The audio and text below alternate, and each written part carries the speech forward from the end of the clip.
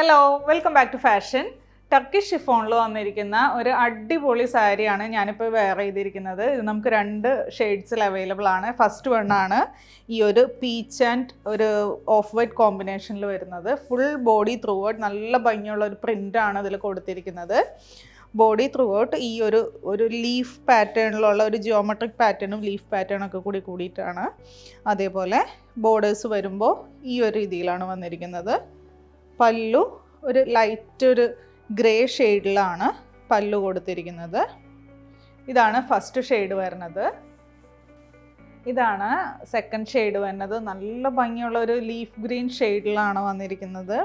ഇതിൻ്റെ പ്രിൻസ് ആണെങ്കിലും ഫുള്ളൊരു ലീഫ് പാറ്റേണിലാണ് വന്നിരിക്കുന്നത്. പല്ലു വരുമ്പോൾ ഈ ഒരു രീതിയിൽ വരും.